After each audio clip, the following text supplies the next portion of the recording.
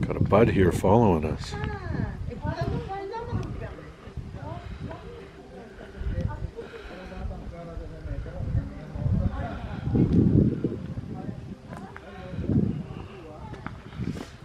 Another field of sarcophagi.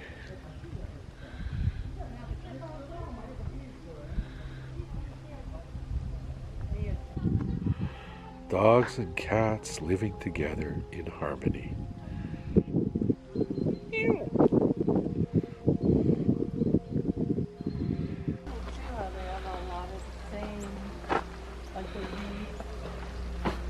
Yeah.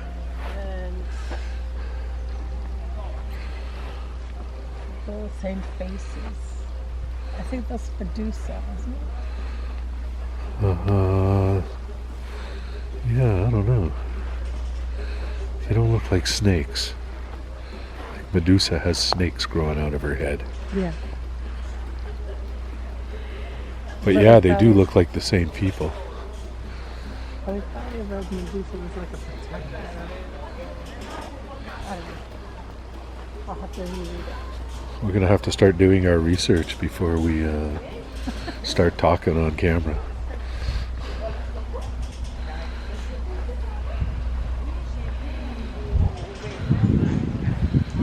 But if you're into sarcophagi, this is the place to come.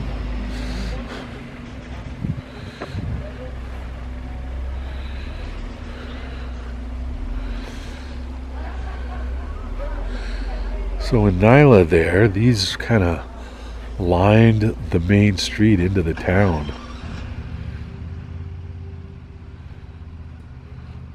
So the 1st and 2nd century AD seem to be the big periods of growth and prosperity here.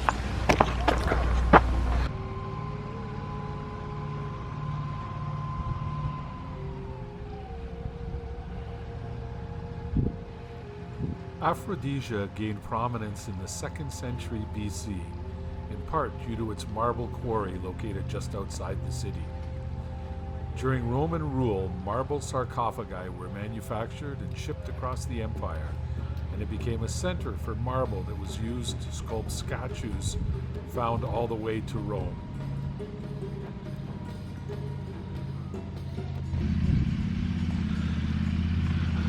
So I wonder who the other people are then. They're townsfolk family. Right. So check this out. This one's either unfinished. So they would have been originally mass produced with this as like. And then you carve whatever you want. Yeah, and then you would carve it like this. So maybe this one was either unfinished, or you were only going to see this side of it, so they only paid to have that side carved. That's pretty cool.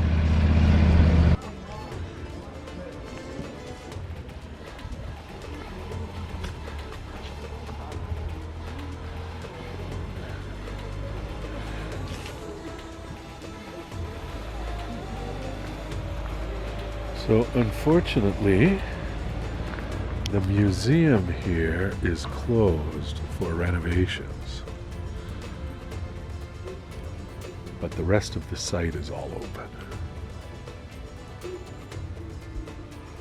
So let's go check it out. Couch shopping for a 2,000-year-old couch. Too hard. Sitting underneath a 2,000-year-old tree. Wow. Tree could talk. Boy, if that couch could talk. We are in Aphrodisia after all.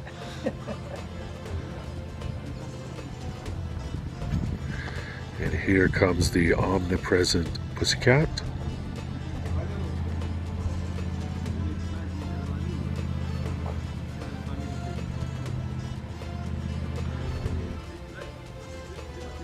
Well, Aphrodesias made the list of must-sees because it apparently has the best preserved monuments of all of the sites.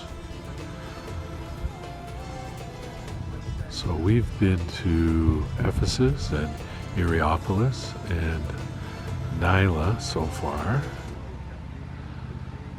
and they've been increasingly more impressive. So as we're getting to the end of our tour of ancient cities, we're hoping to be blown away by this one.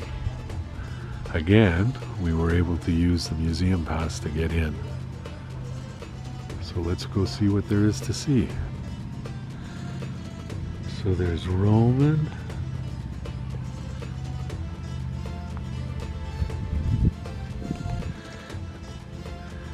and Greek, and even some Islamic monuments here.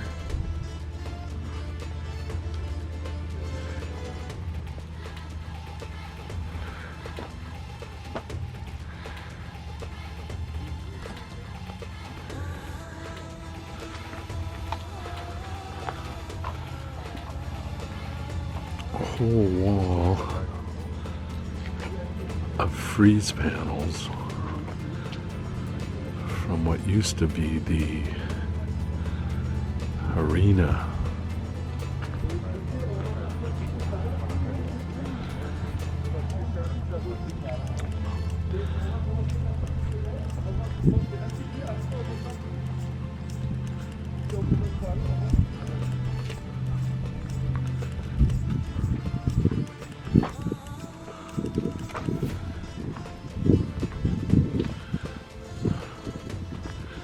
And then into the city center.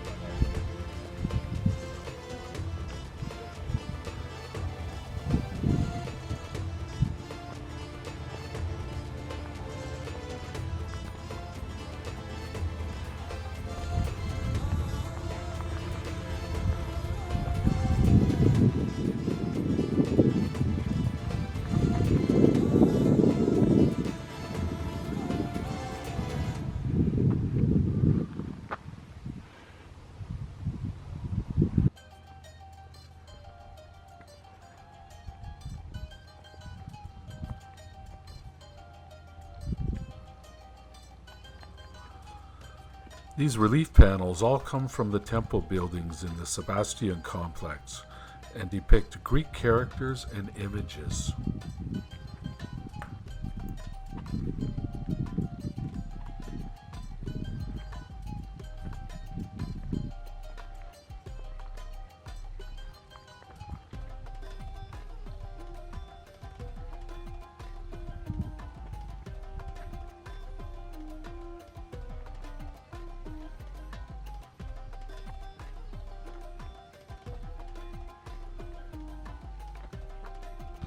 Okay, that's pretty impressive.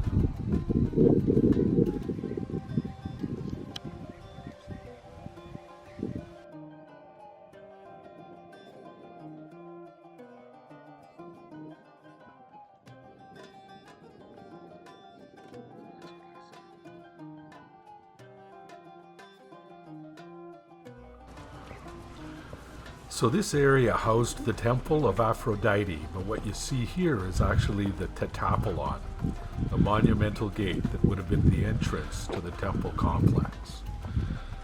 So this behind me is the temple of Aphrodite. So about 85% of this was in situ when they started the retrofit or the renovation or restoration. So the balance of it they were able to manufacture from that and put this together into a pretty spectacular piece of architecture, I gotta say. This is definitely the highlight of the cities so far.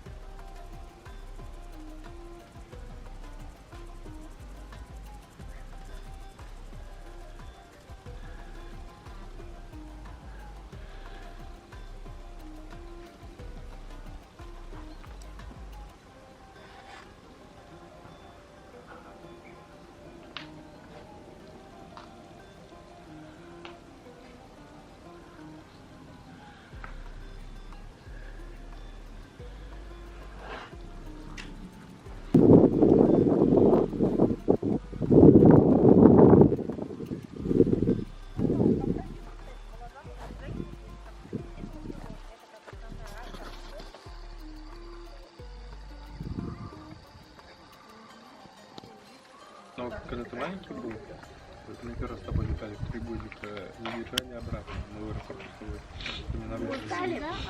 Осталось немножко. Нам остался стадион. First smiley face ever. And a little more local graffiti.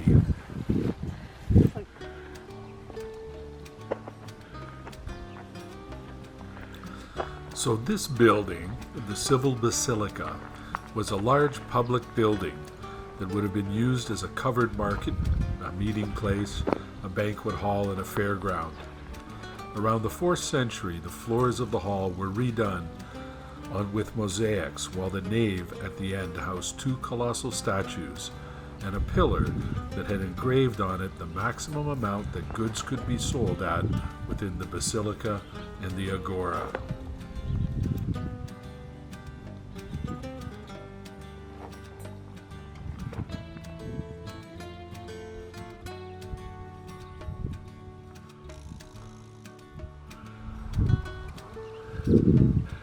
Boy, Ephesus gets all the hype, but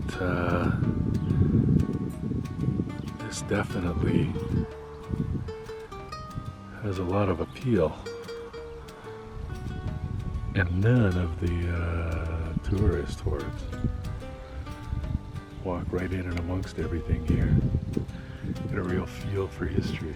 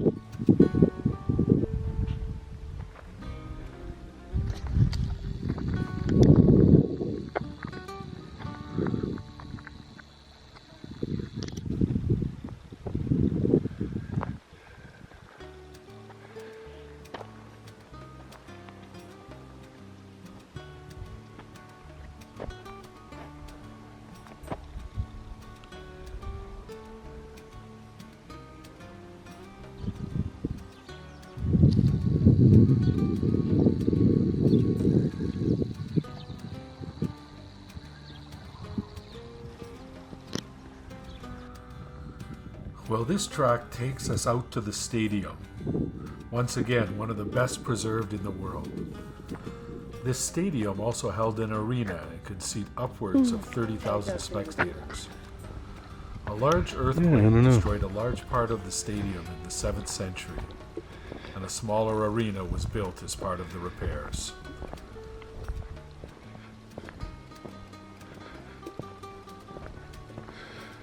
So this is the theater at Aphrodisias. I think about our 4th or 5th theater so far.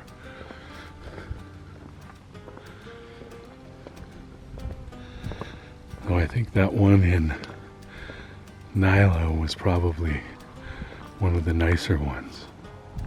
Whoa, look at the size of this. This isn't the theater, this is the arena and the stadium. Oh my gosh.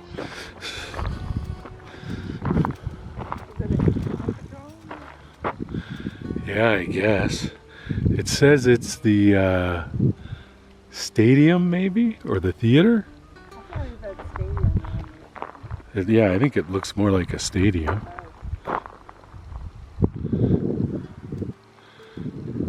Well, this is the biggest and best preserved we've seen yet. Like the Hippodrome in Istanbul's gone except for the columns. The one in Rome wasn't much left of it, though the one on the Appia Way seemed to be in better shape than that. But this is definitely the biggest, best, and awesome so far.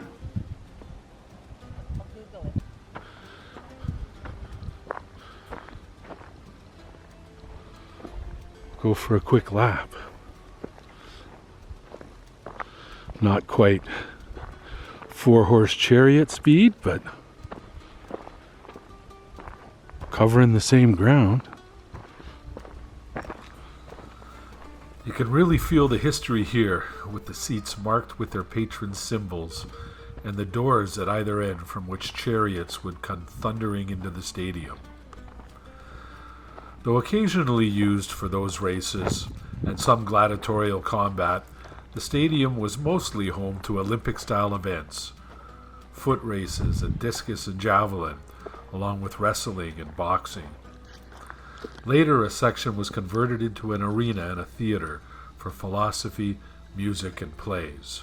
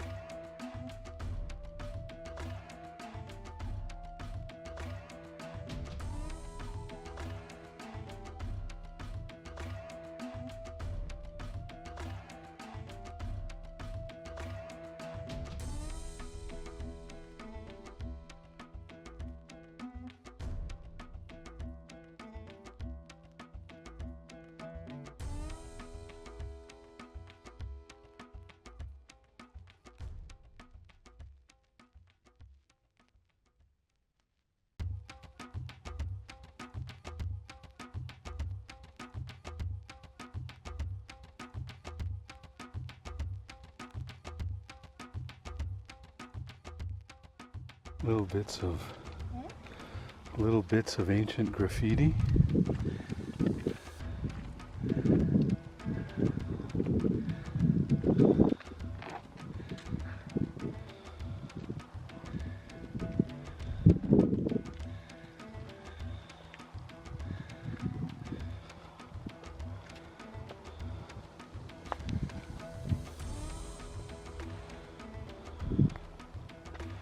I wonder if these signified who sat here.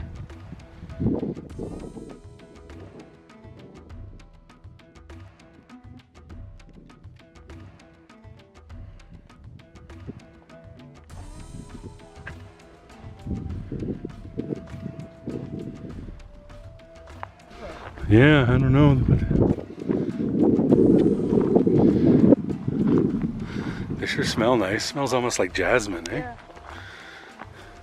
These little ones down here. Yeah.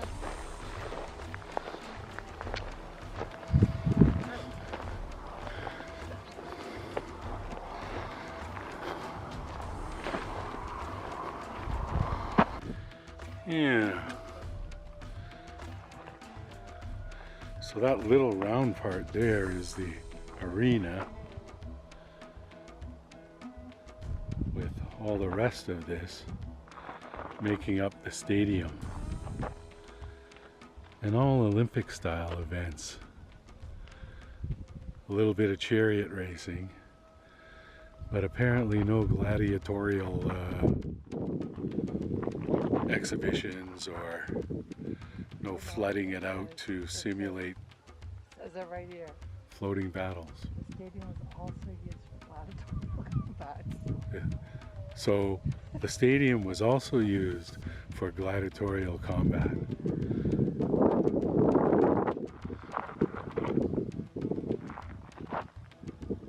Well, if you're going to build a house in the middle of nowhere, you might as well build a house that stretches for 2 city blocks.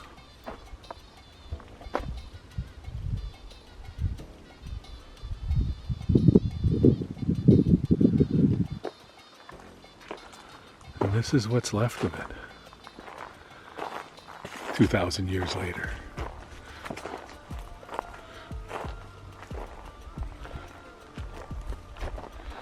Central bath and courtyard in the middle with some columns and their capitals still remaining,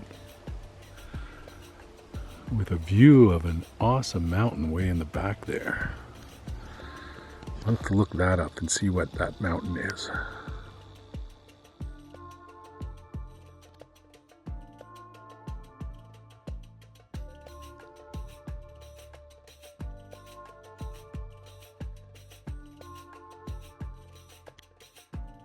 Right next to the old town.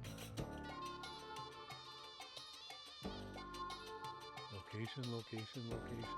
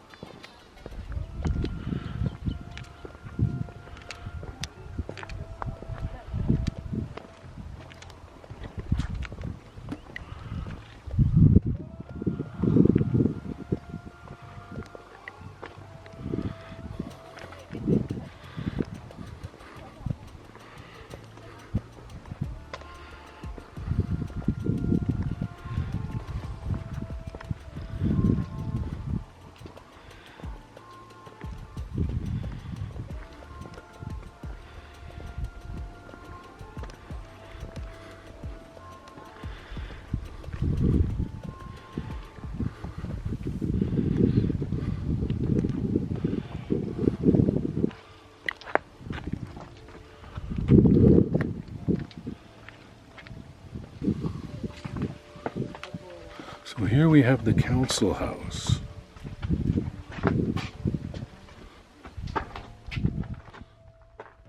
This would have all been covered with a wooden roof back in the day.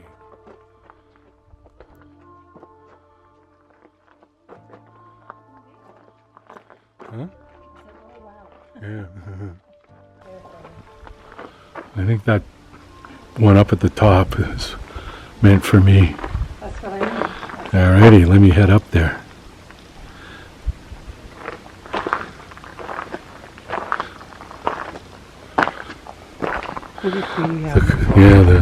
Looks like class. So by day, this would have been full of senators carrying on the business of the day.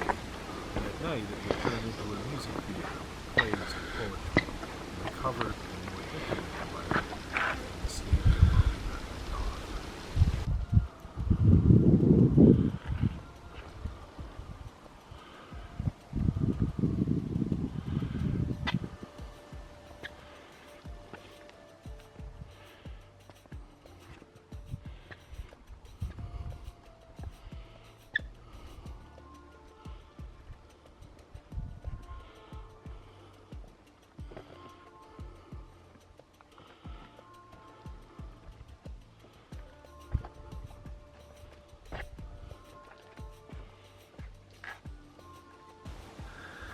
Sing me a song, so the piano man.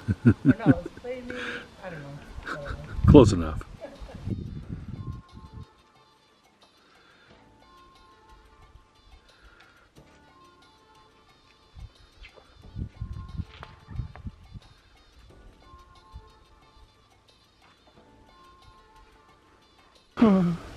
The Hadrianic Baths, the largest public baths in the empire.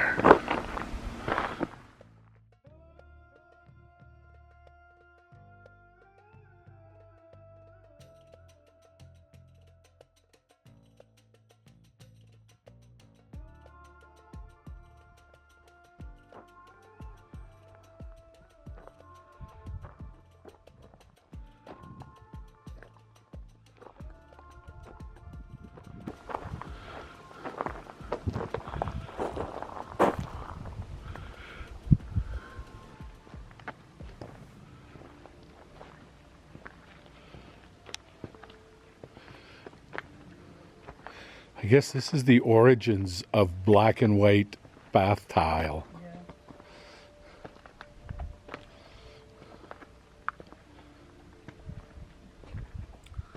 These baths were the equivalent of a modern-day spa resort. A series of bathing rooms and saunas stretched off a large marble-covered reception court where politicians and merchants would gather to socialize. The reception court doubled as a museum for statues of previous Roman emperors intermingled with Greek gods, with mosaic-covered hallways that led to steam rooms, a caladrium, the frigidarium, the Roman equivalent to cold plunging, and a large public pool. The baths opened up to a large urban park with its massive pool That and must be all fountains. of them right there. Yeah. Yeah, bits and pieces of the marble that's come off the limestone. So all those holes used to be used to hold the marble veneer. And here we thought there was one. There you go, eh?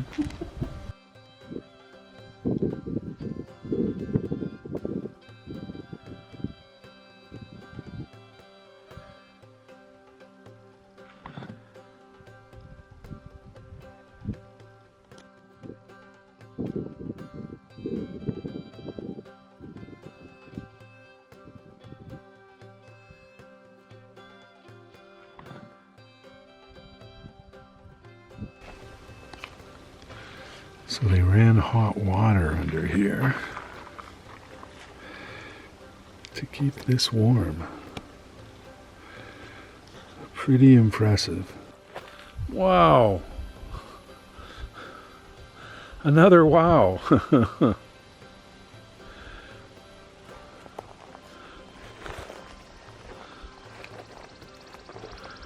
It's another stadium or something. Oh no, I'll bet this is the pool.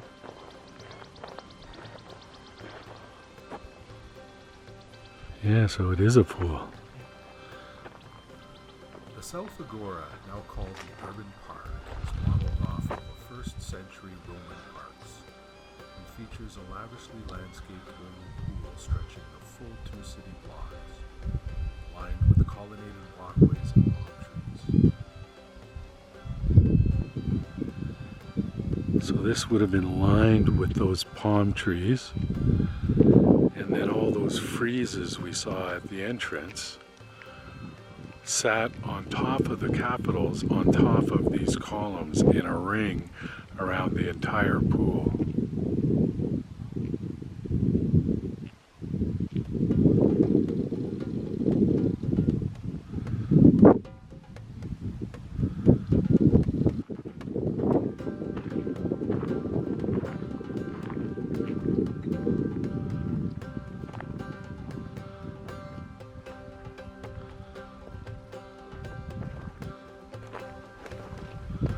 Oh no, there's a fence. But barely a fence, so you can see everything.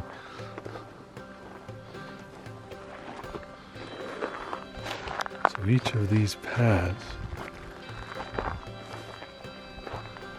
would have held a column that in turn held a capital and a frieze on top.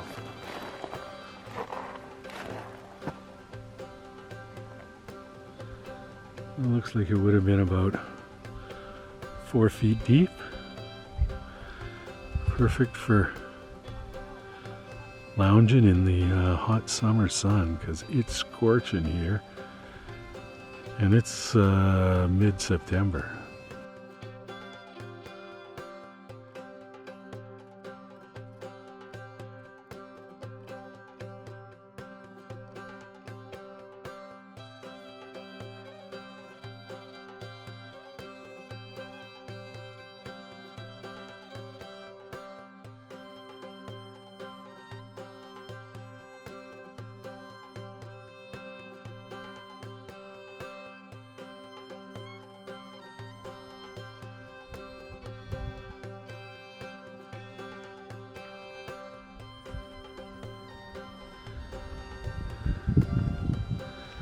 Well, there's an epic view of the site.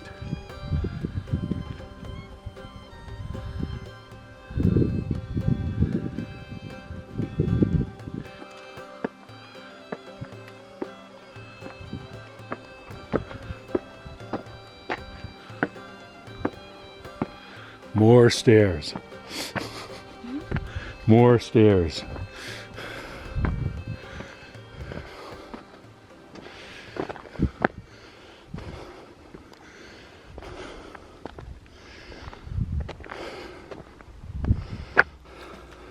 This is the Grand Theatre, and another example of Aphrodisias' well-preserved monuments. Built to seat around 7,000 spectators, it was used for theater and plays as well as serving as the main central meeting place for the citizens. Built into the hillside in classic Greek cavea style, it featured the typical three-story stage building atop an orchestra pit.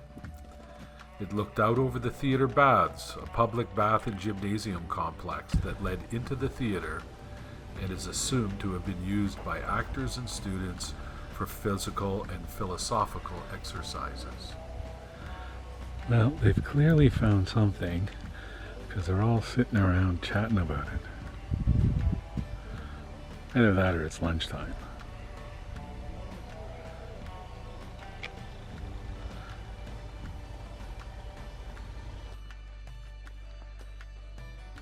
Spectacular sarcophagus. It's just beautiful.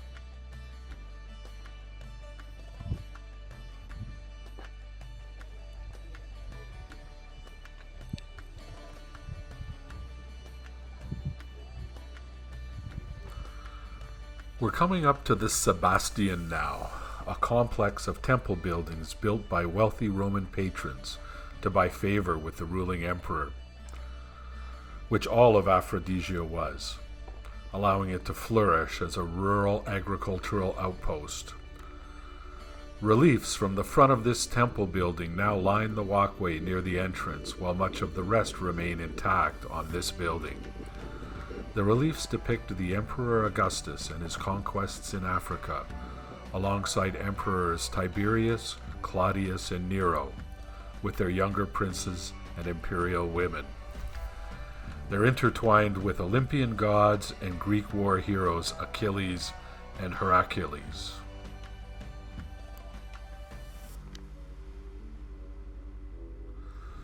We're back at the frieze wall again.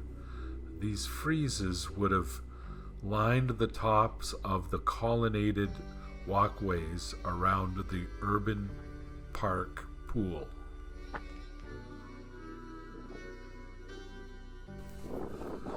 Well, there's signs up everywhere saying do not enter into this area, but the people working here seem to be okay with us taking a walk inside, so here we are, and we have the place to ourselves,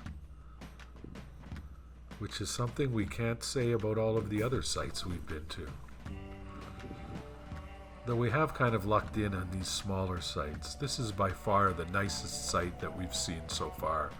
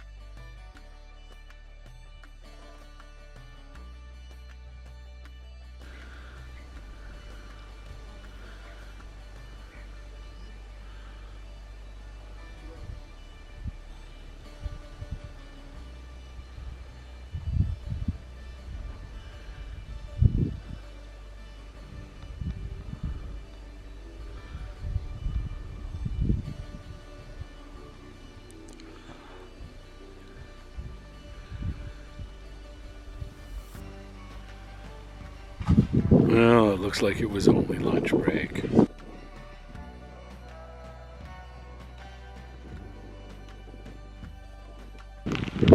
Well, that wraps up another ancient city. Touring the city of Aphrodisia. One of the last on our 15-day museum pass scramble to see as much as we can for the 165 euro we spent. So the Euro card was good for this site as well. And I think we have one or two more tomorrow as we road trip it from Pamukkale to our next sort of mini vacation, which is going to be Bodrum and the Turkish Riviera. So stay tuned for more adventures of the Silver Wanderers. Not the happy wanderers. Although we are happy.